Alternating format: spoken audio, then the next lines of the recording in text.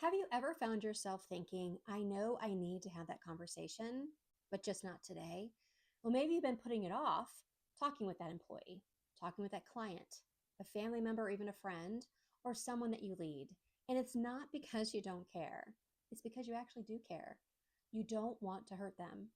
You don't want to create any conflict in that relationship, and you don't want to say the wrong thing. So you wait. You hope things will just improve on their own. But here is what I have learned over the years is the conversations that we avoid, well, they rarely stay where we leave them. Instead, they quietly begin shaping our relationships. And then usually that shaping is not in the way that we hoped for. So we avoid those difficult conversations. And I don't think most people avoid conversations because they are poor communicators. I think they actually avoid them because they are good people.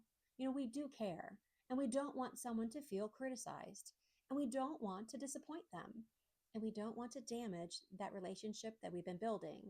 So we convince ourselves that waiting, well, it is the kinder option. But often waiting doesn't actually protect that relationship. It simply postpones that discomfort. And meanwhile, assumptions, well, they begin to grow. Expectations become unclear and frustration quietly builds. And trust slowly begins to erode. I've come to believe that clarity is one of the greatest acts of kindness that we can offer another person. And that's because when people know where we stand, well, they can respond, they can grow, and they can start to move forward. Now, I do remember a time when I needed to have that honest conversation with somebody that I was working with. Now, I generally cared about that person. Of course, I did. I appreciated what they brought to the team, and I didn't want them to feel discouraged. So instead of addressing the issue right away, I actually convinced myself that it could wait. Maybe it would just resolve on its own. Maybe I was making too much of the situation, and maybe bringing it up would do more harm than good. But as time went on, well, nothing changed. In fact, the situation became actually more difficult. What could have actually been a thoughtful conversation eventually required several conversations. And what I realized afterwards was this: by avoiding a moment of temporary discomfort, I had unintentionally created ongoing confusion. Now, that experience taught me something that I will never forget. Avoiding the conversation didn't protect the relationship, it actually made it harder for both of us. Now, you have to have courage when you're building those relationships. So, one of the greatest myths that I've heard about leadership is that difficult conversations, well, they weaken relationships. And I actually believe the opposite.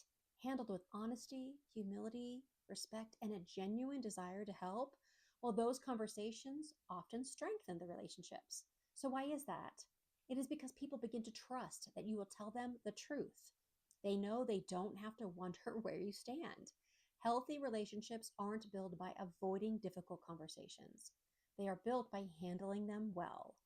Leadership isn't about confrontation, it's about courage, about having the willingness to step into a conversation because the relationship matters. And it's not because you're trying to win an argument.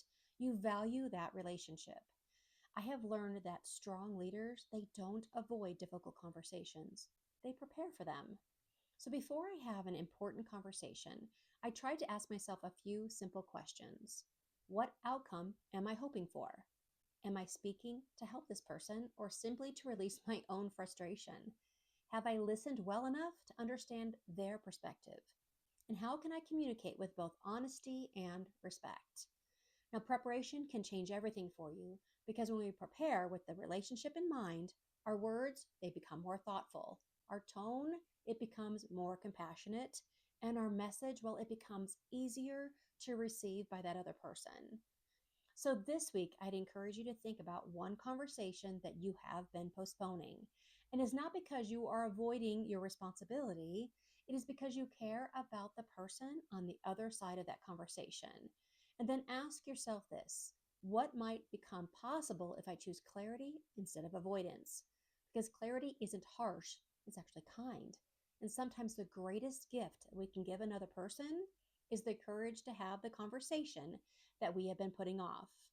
And I also want you to remember the conversation you're avoiding today often becomes the problem that you're managing tomorrow. So I'm hoping this message connected with you. And I wanted you to think about an experience, maybe a conversation that has become difficult simply because you have delayed it. And if you're enjoying this new series that we just started, Leading Through Relationships, well, I would love for you to subscribe to this channel so you don't miss the next conversation. So until next time, I want you to lead with courage, lead with clarity, and always lead with the relationship in mind.